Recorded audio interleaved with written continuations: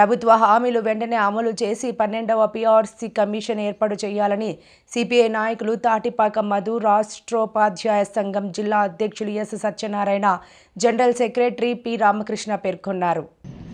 12వ PRC commission ఏర్పాటు చేసి మేనిఫెస్టోలో ఇచ్చిన హామీలు వెంటనే అమలు చేయాలని సిపిఐ నాయకులు తాటిపాక మధు, రాష్ట్రోద్యమ సంఘం జిల్లా అధ్యక్షులు S Satyanarayana, general secretary Ramakrishna అన్నారు. శుక్రవారం కాకినాడ జిల్లా కలెక్టర్ వద్ద రాష్ట్ర ఉపాధ్యాయ సంఘం ఆధ్వర్యంలో ధర్నా నిర్వహించారు. ఈ సందర్భంగా వారు మాట్లాడారు.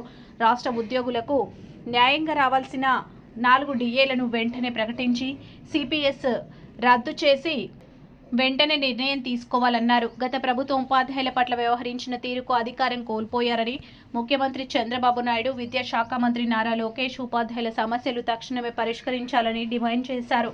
ఈ ధర్నాలో రామతేజ, రాష్ట్ర councillors K Kashi Vishwanath, M Srinivas, U Srinu తదితరులు పాల్గొన్నారు. ఉద్యోగులకి, ఉపాధ్యాయులకి, పెన్షనర్లకి అందరికీ కూడా వెంటనే అమలు చేయాలని ఎస్టీయు కాకినాడ జిల్లా తరఫున అధ్యక్షుడిగా డిమాండ్ చేస్తున్నాం. మరి 24,000 కోట్ల బకాయిలతో గత ప్రభుత్వం పేరుకుపోయేటట్టు చేసి వెళ్ళిపోయి ఇప్పుడు అవి 34,000 కోట్లకు చేరుకున్నాయి. కానీ పాత బకాయిలు ఇస్తున్నాము అంటున్నారా, కానీ ఎట్టి పరిస్థితుల్లో కూడా బకాయిలు ఎలా పెరిగినాయో ప్రభుత్వమే ఆలోచించాలి. మరి ఇక్కడ 11వ పీఆర్సీ గత ప్రభుత్వం మనకి అమలు చేసింది, కానీ అది చాలా నిరంకుశంగా జనవరి 2022లో మరి అమలు చేసి మరి మేము జీతాలు చేయక్కర్లేకుండానే ట్రెజరీ ద్వారా చేయించి మాకు వద్దు బాబోయ్ ఈ 11th పీఆర్సీ అనేటట్టుగా చేసినా సరే మరి బలవంతంగా మా యొక్క జీతాలని జమ చేయడం జరిగింది. ఆ జనవరి 2022 పిఎఫ్ బకాయిలు కూడా నేటికి కూడా మా యొక్క అకౌంట్లో జమ కాలేదంటే ఎంత ఆశ్చర్యమో చూడండి. అలాగే 12వ పీఆర్సీ గత ప్రభుత్వం మనకి కమిషన్ వేయడం జరిగింది, కానీ ఆ కమిషన్ చైర్మన్గా మరి మన్మోహన్ సింగ్ గారిని కూడా వేయడం జరిగింది. ఆయన జూన్ 2024లో రాజీనామా చేయడం జరిగింది. మరి వెంటనే ఈ ప్రభుత్వం మరి ఆ కమిషన్ని కంటిన్యూ చేయకుండా రద్దు చేసి మరి కమిషన్ మళ్ళీ వేయాలనే తపన కూడా ఈ ప్రభుత్వం లేకపోవడం చాలా దురదృష్టకరం. మరి ఎట్టి పరిస్థితుల్లో కూడా 12వ పీఆర్సీని వెంటనే అమలు పరిచి అది రిపోర్ట్ ఇచ్చే వరకు ఆలస్యం కారణంగా 30% ఐఆర్ ఇవ్వాలని ఎస్టీయు పక్షాన డిమాండ్ చేస్తున్నాం. అలాగే సిపిఎస్ రద్దు, ఓపీఎస్ అమలు ఇది గత ప్రభుత్వం వారం రోజుల్లోనే చేస్తానని చెప్పింది. కానీ 5 సంవత్సరాలు గడిచిన జీపీఎస్ విధానం అనే ఒక భూతాన్ని తీసుకొచ్చి మనల్ని భయభ్రాంతులు చేసి మరి ఆ జీపీఎస్ విధానాన్ని బలవంతంగా పెట్టాలని చూసింది. మేము ఎవరూ కూడా దానికి అంగీకరించలేదు. కానీ ఈ ప్రభుత్వం కూడా తన ఎన్నికల ముందు ఉప ముఖ్యమంత్రి వర్యులు హామీ ఇవ్వడం జరిగింది. సిపిఎస్ను రద్దు చేసి 1 సంవత్సర కాలం ఇవ్వగలిగితే మేము రద్దు చేసి దాని స్థానం వేరే రకంగా ఏర్పాటు చేస్తామని ఆయన చెప్పడం జరిగింది. కానీ 2 సంవత్సరాలు కలిసిన మరి 2 సంవత్సరాలు దాటినా సరే ఇప్పటి వరకు కూడా మనకి సిపిఎస్ దాని మీద కొంచెం కూడా కమిటీ కానీ దాని మీద ఏ రకమైన ముందుకు తీసుకెళ్ళలేదు. గవర్నమెంట్ని మేము డిమాండ్ చేస్తున్నాం, సిపిఎస్ రద్దు చేయాలి, ఓపీఎస్ని వెంటనే అమలు చేయాలి, వేరే ప్రత్యామ్నాయం లేదు.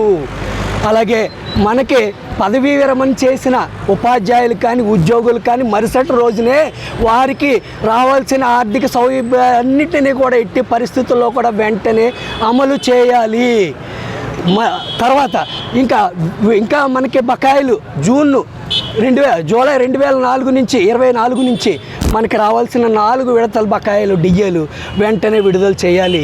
అలాగే కేంద్ర ప్రభుత్వం 57 మెమో ప్రకారం మనకి 2004 సెప్టెంబర్ 1 ముందు నుంచి వాళ్ళు నోటిఫికేషన్ ఇచ్చిన దగ్గర నుంచి అపాయింట్ కాబడిన డిఎస్సి 2003 ఉపాధ్యాయులు, ఉద్యోగులు, పోలీసులు అన్ని విభాగాల్లోని ఉద్యోగులకు కూడా ఓపీఎస్ విధానాన్ని, సిపిఎస్ విధానాన్ని రద్దు చేసి ఓపీఎస్ విధానాన్ని అమలు పరచాలని కోరుకుంటున్నాం. మరి అలాగే మనకి టెట్ అనేది మరి టీచర్ ఎలిజిబిలిటీ టెస్ట్ అనేది ఒక టీచర్కి మాత్రమే పెట్టడం జరిగింది. ఈ టీచర్ ఎలిజిబిలిటీ టెస్ట్కి మనం దీని మీద ఉద్యమాన్ని మొట్టమొదటిసారిగా నవంబర్ 14వ తారీఖున ఢిల్లీలో జంతర్ మంతర్ వద్ద ఎస్టీయు తరపున మాత్రమే చేయగలిగాం. దానిని మొత్తం మరి పుణికిపుచ్చుకొని నేషనల్ వైడ్ యూనియన్లన్నీ కూడా టెట్ని రద్దు చేయాలనే ముక్త కంఠంతో మరి ఈ టెట్ని మనకి రద్దు చేయడం మరి మనకి ఫిబ్రవరి 5వ తారీఖున మేము ఢిల్లీ జంతర్ మంతర్లో మరి మంచి భారీగా ఉద్యమం చేయడం జరిగింది. వెంటనే కేంద్ర ప్రభుత్వం స్పందించగలిగింది. దాని గురించి వివరాలు కూడా సేకరించడం మొదలుపెట్టింది. అలాగే ఈ ఆర్థిక బకాయిలు విడుదల చేయకపోతే ఎట్టి పరిస్థితుల్లో కూడా మేము టెట్ని ఎలాగైతే నేషనల్ వైడ్ ఏకీకృత మొత్తం అందరినీ ముక్త కంఠంతో ముందుకు తీసుకెళ్ళామో అలాగే రాష్ట్రంలో ఉన్న అన్ని సంఘాలని కూడా మరి ఏకం చేసి ఉమ్మడి ఉద్యమాన్ని తీసుకువెళ్ళి మరి నాడు ఫిబ్రవరి నెలలో BRTSలో చేసిన ఉద్యమాన్ని తలపించేటట్టుగా మరొక ఉధృతమైన ఉద్యమాన్ని మరి చేసి ప్రభుత్వాన్ని స్పందించేలా చేస్తామని. నా పేరు పి రామకృష్ణ, STU కాకినాడ జిల్లా ప్రధాన కార్యదర్శి. నేడు రాష్ట్ర సంఘం పిలుపు మేరకు కాకినాడ జిల్లాలో కలెక్టరేట్ వద్ద మరి STU కార్యకర్తలతో ఈ ధర్నా నిర్వహిస్తూ ఉన్నాం. ప్రభుత్వం వచ్చి మరి 2.5 ఏళ్ళు కావస్తున్న ప్రభుత్వం ఇచ్చినటువంటి హామీలను మాత్రమే మేము అడుగుతున్నాం.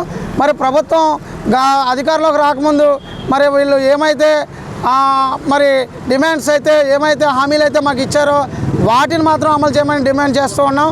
ఎందుకంటే మరి ప్రభుత్వాలు ఎప్పుడు మారినా కూడా ఉపాధ్యాయుల యొక్క మరి మద్దతుతోనే మారుతూ ఉంటాయి. వాళ్ళ యొక్క సహనాన్ని మరి పరీక్షించవద్దని తెలియజేస్తున్నాం. ఎందుకంటే 11వ PRC బకాయిలను విడుదల చేయాలి. అలాగే సరెండర్ లీవ్ బకాయిలను వెంటనే సరెండర్ లీవ్లు పెట్టి ఉన్నాం, వాటిని కూడా విడుదల చేయాలి. ఒక రోడ్డు మ్యాప్ ఆర్థిక బకాయిలపై వాళ్ళు విడుదల చేయాల్సిన అవసరం ఎంతైనా ఉంది. ఎందుకంటే మేము BRTS రోడ్లో గత ప్రభుత్వంలో ఎలాంటి ఉద్యమం చేసామో మీకు అందరికీ తెలిసిందే. మరి కాబట్టి అలాంటి ఉద్యమాన్ని మళ్ళీ మీరు మా చేత చేయిస్తారా, లేకపోతే ఆర్థిక బకాయిలను విడుదల చేస్తారా లేదన్నది మీరే తేల్చుకోవాల్సిన అవసరం ఎంతైనా ఉంది. కాబట్టి అలాగే CPS విధానాన్ని రద్దు చేస్తామని చెప్పి మరి రకరకాల మాటలతో మీరు అధికారంలోకి వచ్చిన సంగతి మరి ఉపాధ్యాయులు ఎవరు ఉద్యోగులు ఎవరు మర్చిపోలేదు. సో కాబట్టి దానికి కూడా మీరు సరైన నిర్ణయం తీసుకోవడానికి కూడా తాత్సారం చేస్తూ ఉన్నారు. కాలయాపన అనేది చాలా మంచి పద్ధతి కాదు. కాబట్టి కాలయాపన తొలగించి మీరు సరైన నిర్ణయంతో ఉపాధ్యాయ సంఘ నాయకులతో చర్చించి మంచి నిర్ణయం తీసుకోండి. అలాగే ఏ ఉపాధ్యాయుడు అయినా సరే ఉద్యోగి అయినా సరే రిటైర్ అయిన వెంటనే వాళ్ళ బెనిఫిట్స్ మర్నాడే అందేటట్టుగా మీరు చేయడం మీకు ప్రధాన కర్తవ్యం. ఎందుకంటే 30 సంవత్సరాలు సర్వీస్ చేసిన తర్వాత ఏవో వస్తాయి మాకు రాయితీలు, కుటుంబాలని సరైన పరిస్థితిలో పెట్టుకోవాలని చెప్పి ప్రతి ఉద్యోగి ఆలోచిస్తూ ఉంటాడు. మరి అలాంటి బెనిఫిట్స్ని మీరు మరి తాత్సారం చేయడం ఎంతవరకు సమంజసం? ప్రభుత్వాలుగా మీరు ఉన్నారు కాబట్టి మీరు తక్షణం కూడా మరి ఉపాధ్యాయుల ఆవేదనను అర్థం చేసుకొని మీరు ఆర్థిక బకాయిలను విడుదల చేసి మీరు ఇచ్చిన హామీలను వెంటనే అమలు చేయాలని చెప్పి కోరుతూ జై హింద్.